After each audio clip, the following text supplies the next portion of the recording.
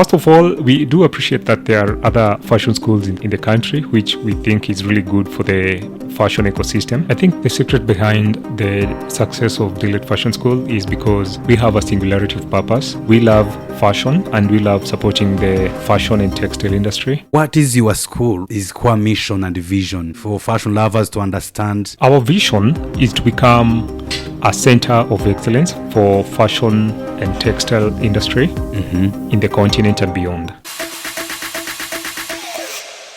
Hello everyone, welcome in the Made in Africa podcast that brings you true and original stories of Africans in a growing movement, highlighting the craftsmanship, creativity, entrepreneurial spirit of African designers, artisans, and businesses. The top 3 designers were from our school and they were given a cash reward. How is sustainable fashion integrated into the Deloitte School curriculum? Number 1, we always have the support of our stakeholders. And so that's why we sat back with the board and decided to also make sure that these wonderful fashion moments are also properly documented by well-trained and dedicated creatives in the School of Creative Media and Technology. Partnership you have here in Kenya, and if they are international? We have Shop Zetu, we have Vivo, we have Anansi Africa. What are your favorite colors? Maybe 1 or 2, 3? A traditionalist, so... What food do you enjoy most? I enjoy the Kenyan staple food, that is... Made in Africa is sponsored by the Fashion Trends Africa by RCFS. Greetings, dear fashion lovers and fashion enthusiasts. Welcome to Made in Africa podcast. And today we have a very special guest. I want to tell you, everyone, fashion lovers, fashion enthusiasts, and businesses. Today we have a very interesting guest. Dauti Dre, let me give him a floor so he introduces himself. How are you doing today? Good. So, dear fashion lovers, some of you know him, some of you don't know him, but some who are listening from all over America, Europe, and everywhere. This man is a very interesting man who is supporting younger businesses, younger entrepreneurs, especially fashion designers, fashion enthusiasts, younger people in the art and creative in Kenya. So, thank you. My name is Saitoti Meitamei and I'm a director at Deloitte Fashion School. Good. What can people know about Deloitte School? So, Deloitte School is under Deloitte Technical College, and under Deloitte Technical College, we have 3 main schools. So, the first school, which was the first to be established, is the Deloitte Tailoring Fashion and Design School. Secondly, we established the School of Creative Media and Technology, and thirdly, we established the School of Modeling and Etiquette. What makes the Deloitte Fashion School the best institution for the Africa of fashion industry? The reason I ask this question, sorry to interrupt, because there are so many fashion schools in East Africa, and I myself have been meeting with some of your students in many events, and it's clear that the Deloitte Fashion School, it is among the top fashion schools in Kenya. So what is it? What is the secret behind the Deloitte? I think the secret behind the success of Deloitte Fashion School is because we have a singularity of purpose. We love fashion and we love supporting the fashion and textile industry. And because of our love for fashion and for the fashion industry, we've been able to attract talent that loves fashion and also attract other stakeholders and partners who have been very supportive of our dream to give the best teaching experience to up-and-coming fashion designers and other creatives. That's very interesting. When was the Deloitte Fashion School established? It was established in January of 2015 along Biashara Street, but at that time we did not have a physical location. But as time went on, we got a physical location in 2017 and started at a building in Nairobi CBD along Biashara Street called Dev Towers on 4th floor. Yes. That brings me to ask you, looking at the Deloitte Fashion School, you see the activities, the design, it looks very unique. So how did you develop the concept for establishing the Deloitte Fashion School? How did the idea come and why did you develop that concept? So we developed the concept because a lot of young people who are very ambitious, very talented and very creative wanted to have a platform where they could express their creativity in a way that is unlimited. So we decided to focus on a space that can give them all that they require, make sure that they have all the machines that they need and they can come to class and sew overtime because our school is always open at 7 in the morning, and at times we go all the way up to 10 p.m. So we decided to just have a dedicated space for creatives, for fashion designers, without having to have other mini courses. Just focus, double down on fashion, and make sure that we are able to skill very talented individuals. That now brings me to ask you, what is your school's core mission and vision for fashion lovers to understand how you are heading and the concept within it deeper? Okay, so our vision is to become a center of excellence for fashion and textile industry in the continent and beyond, because we need to skill creatives with the right skills that they need, network them with the right partners, make sure that they are able to access the market, access the finance, and access the opportunities in order to make sure that they are able to stand on their own feet and establish leading and world-changing fashion houses. That's very amazing. And one day I met some of your students and asked them, why do you go to the dye school? They say like, there's a lot. Now here's I hope of fashion lovers. Yes, the culture. Especially those who are in East Africa. We met so many who want to go to school, and that's why we bring this podcast, so you can find a very good fashion school, so you can be able to learn more, that you can create your own business in fashion business career. So Mr. Saitoti, what distinguish the Delight Fashion School from other fashion schools in Kenya? What make it uniqueness with other fashion schools in Kenya, so people who understand us, that they understand they can choose me to come to study here, who knows? Okay. Great. So first of all, we do appreciate that there are other fashion schools in the country, which we think is really good for the fashion ecosystem. So I think what makes us stand out is because we are very dedicated in what we do. So ours is a fully fledged fashion school, and that's why it was established to take care of the fashion and textile training needs. So we love being extremely active and supportive of the fashion industry. So whenever a stakeholder needs our assistance in putting up a program, we're always ready to give as much support as we can, and we really are dedicated to the industry. I think that's what sets us apart. We give it our best. Talking about how you are dedicated to the industry, why does the Delight offer diverse programs, including fashion, including photography, including modeling, tailoring?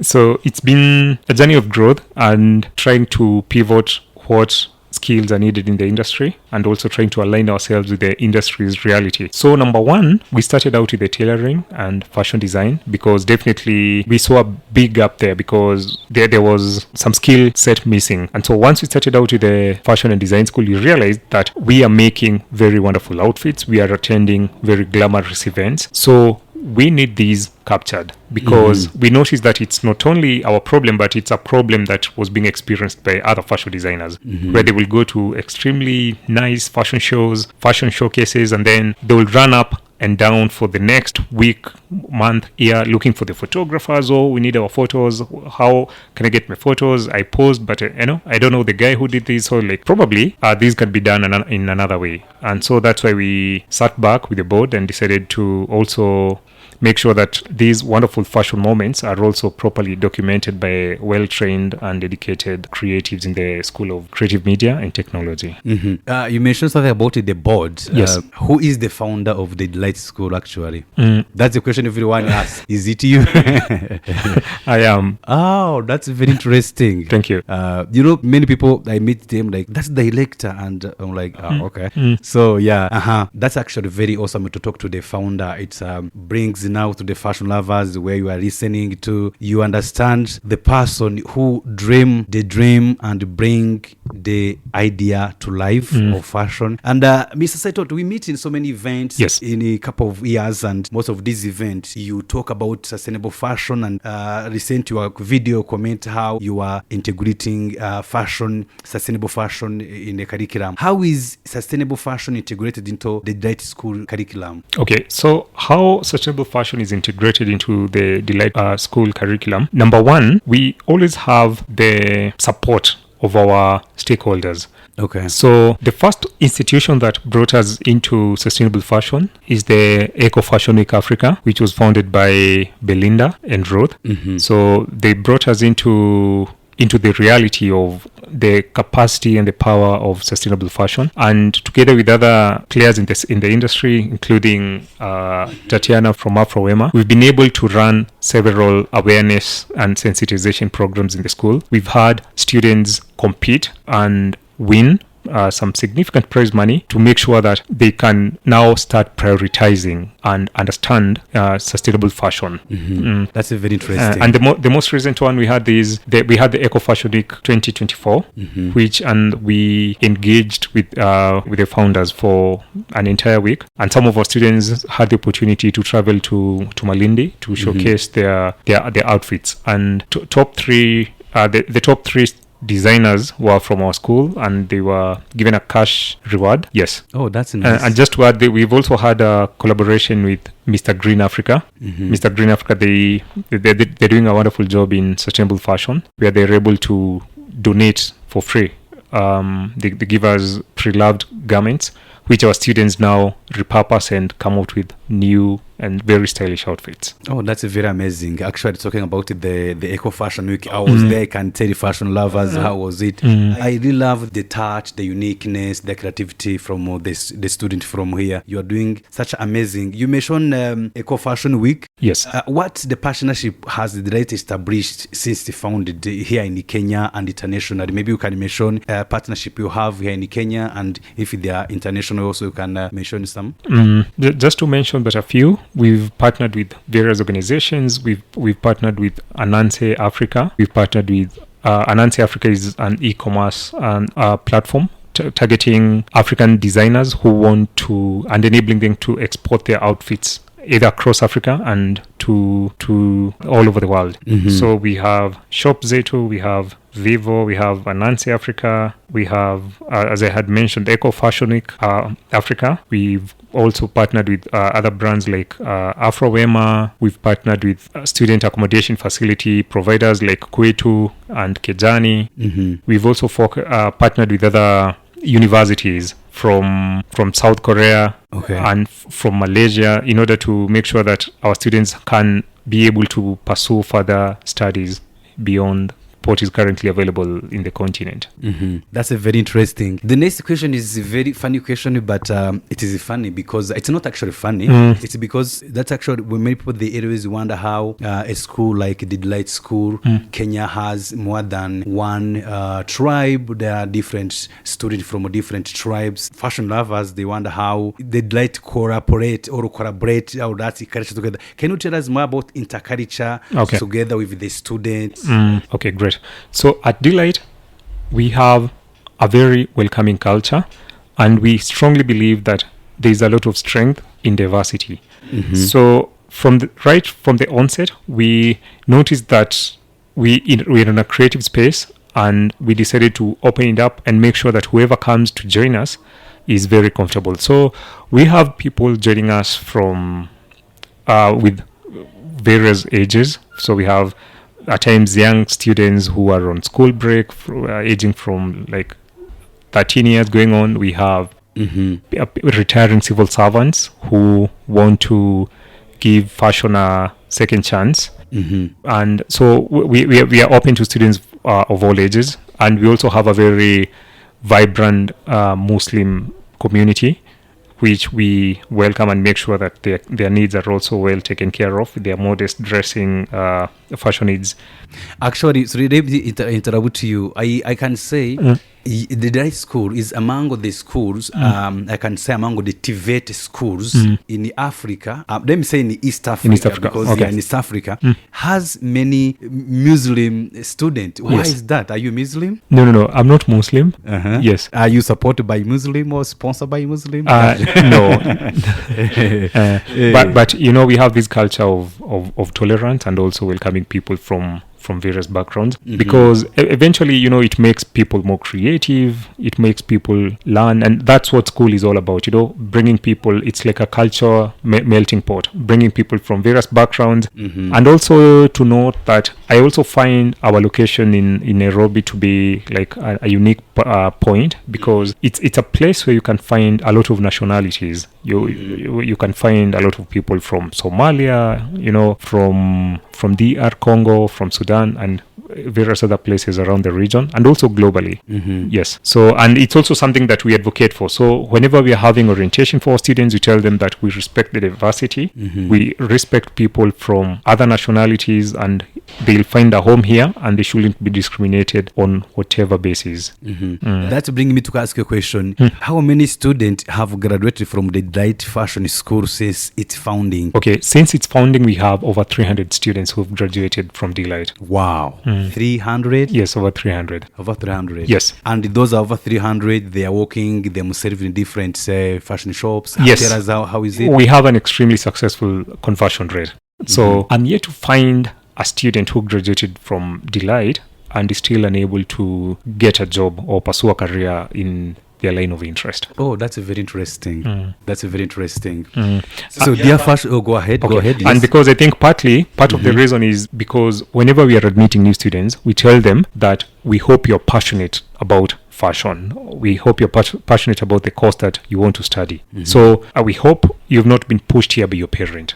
We hope that you're not here due to the circumstances or because you qualify for nothing else. So we hope you're passionate and you're at the right place so that we can now give you the proper skills. But the drive will do our part, but you also have to do your part. Okay. Okay. Yeah, I see. And we also emphasize on doing a lot of practice. Okay. Yes. So because there's the theoretical bit, but also practice makes perfect, and you need to put in the hours to make sure that, because if you're making garments, if you're making videos, if you're a photographer, if you're a model, then you can't hide. So what you're doing is out there and people will judge it. So we make sure that you put in the hours so that you practice and become the best that there is. Which region of Kenya are you from, and how has your background influenced your approach to fashion education? Okay, great. I'm from Narok County, so it's an area. It's the county that is home to the Masai Mara. Yes, so it's from the Rift Valley region in Kenya, and I think part of what has influenced me to be like the director of Delight Fashion School is the challenges that I grew up noticing amongst the youth, because people at times wanted to pursue their dreams but they were unable due to lack of finances, due to lack of parental support, and also going through the education system all the way to university. I realized that probably the technical training sector needs to be given a little bit of more attention. That's a very interesting. Dear fashion lovers and fashion enthusiasts, we hope you are enjoying our podcast with Mr. Meitamei Saitoti, the director of Delight Fashion School based in Nairobi. Miss Saitoti, thank you so much to having us. Actually, we want to tell fashion lovers that today we are at the Delight Fashion School's studio. So very nice studio. Where do you envision the Delight Fashion School in 10 years? Looking at where you come from, how do you see Delight School in 10 years coming? Okay. In 10 years to come, I envision Delight School that will really change the fashion landscape, not only in Kenya, but in the larger East African region and also the continent. So we envision having a school that will have a capacity of training thousands of creatives annually with various techniques, because fashion is extremely wide and so is creative media. So we want to harness all these skills that we can obtain to make sure that we'll be a 360-degree school where people pursuing fashion and design, tailoring, creative media and technology and modeling can come in and make sure that they're properly educated, they're able to network and know what's happening in the three core areas, that is fashion, creative media and modeling. Be able to be like all-rounded network and come out as very properly skilled people.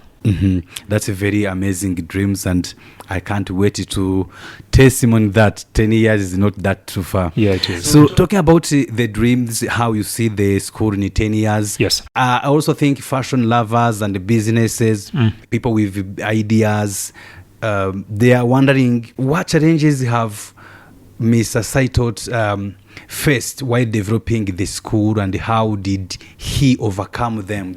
Okay. Yes. I think, like in the business, there has been a fair set of challenges. And one of the biggest challenges was when now we had really established ourselves and started operating. And then, okay, it sounds cliche, but there's that time we had to close down due to the pandemic. So, but we decided to keep our operations up and running. And I remember at that time we divested and decided to start mass producing of masks, which kept us afloat. And we also recruited many of our students then to mass produce the masks, which we sold to several NGOs, and we were able to make a living and sustain ourselves throughout the entire period. That has been basically the main challenge. Yes. Okay. I think the other one has been, but us as an organization, I think we love to challenge ourselves. So whatever comes our way as a challenge, we take it as we try to find fun while solving it. Was it easy for you to find a student? Because when you start, people they're like, oh, fashion. I also know some parents, they don't understand the fashion. They're like, well, if I send my child to school, people they don't understand between the fashion and the tailoring. So was it easy for you to find a student, or also was it easy for people, for Kenyans to understand? So it was difficult. It was very difficult to convince, especially parents, to let us train their students. And funny enough, most of our early students were not even young people. They were people who wanted to have a career change. So we were talking about people who had retired from the organizations, or people whose organizations had downsized and now they were looking for new opportunities. So those formed the bulk of our students back then. But eventually we started now admitting young designers, and this is due to the fact that many designers were able to stand up to their parents and tell them, hey, I don't want to go and study accounting or engineering. I'll be wasting my time and wasting my creativity. I love fashion, and I found this cool, and I want to go there and pursue my fashion course from Delight. So I think the students, from seeing what we were doing and from visiting us and talking, and by us sharing our vision, and by them also seeing our passion for what we were doing, it was easy for them to know that they were in the right place and join us. Actually, that brings me to ask you this question, which everyone was amazed when in a last event you talked about how do you find yourself when you are school, when you find someone from a university, from Kenyatta University, a big university, have been established over 50 years ago, and that's not only how there are so many comes after they get their bachelor degree and then come to get the diploma from your school. How do you feel? Okay. We feel justified by the decision that we took, because the decision we took to establish the fashion school was informed by the research that we conducted, and noticed that a lot of the fashion designers in the industry, in the market, were encountering some challenges in making haute couture designs and making out a name for themselves. Yeah, that's very interesting. You mentioned something about e-commerce. So how are you incorporating with e-commerce? As you mentioned, you're working with Anas. Okay. Do your students understand e-commerce? Yes. Do they understand that they have to create social media to start selling? How is it, do you think, is going to help the school outcome? Okay, so number one, we always tell our students that the best time to prepare for your future is today. So don't start preparing for your career or your life after school after graduation. Start it today. Start it on your first day in school. And here at Delight, we've been at the forefront of advocating for e-commerce adoption. So let me start by mentioning we've had a number of trainings sponsored by Anansi Africa and the MasterCard Foundation. Okay. So all these are geared towards onboarding fashion designers to their e-commerce platforms. Okay. We've also had a collaboration over multiple years with Shop Zetu, which is a brand under the Vivo Fashion Group. So, and currently we have students who've registered and who've signed up and are using the Shop Zetu e-commerce platform to ship out their goods. And I'm talking about students, not those who've already graduated. So we have students who get out of class and you see them take the stairs very fast. There's a motorbike branded Shop Zetu outside waiting. They put their items there in the motorbike and it's shipped to the client. Oh, that's interesting. And number 3, that's very interesting. We've also partnered with the Ministry of ICT, Information Communication Technology and Digital Economy. And coincidentally, this week on Thursday and Friday, they'll be coming here at Delight to conduct a training on digital marketing and e-commerce for 2 days. That's on Thursday and Friday. Okay, that's very interesting. So, and that brings the rules and the regulation or the measures to take during the pandemic. That's why I bring this question, because you mentioned the challenges. I'm sure now the future challenges, we are not hoping any pandemic. Yes. As now you're bringing 2 more, many e-commerce is going to help the students. So, how do you support graduates after they complete their studies? So, number 1, as soon as our graduates complete their studies, we always let them know that Delight is a community of creatives and you're always welcome here. So we do understand that they may encounter a few challenges before they establish themselves out, and they're always open to come here. So we've had a lot of designers come here, finish their garments, come consult their teachers, come spend weeks here. So they're always open, and we always maintain them in our database. If there are any upcoming events or if there are other organizations that are looking to hire people, we always let them know through these our WhatsApp group. Oh, that's very so amazing. Also students also from the School of Creative Media and Technology, they're always open, and we have a lot of them coming in to do video editing, to use our cameras, to use our space. So that's nice. We have this culture of welcoming back our graduates, because we never plan and for. Last month I saw you had the Valentine's Day. The Valentine's Day, yes. Yeah. So go ahead. Yes. Just, so yeah, I'll use that example. So even the Valentine's Day that we had last month. Oh no, it's on this month. This month, yeah. This month. So we had various of the students from the School of Creative Media and Technology. They came, and they're the ones who are taking the content. And we also had the previous designers also come in and just participate in the event. That's very amazing. Because everybody will be an alumni at some point. So there's no difference between the current students and the former students, because everybody, it's like a giant machine. So people come in and people come out. People come in and people come out. Yes. That's very amazing.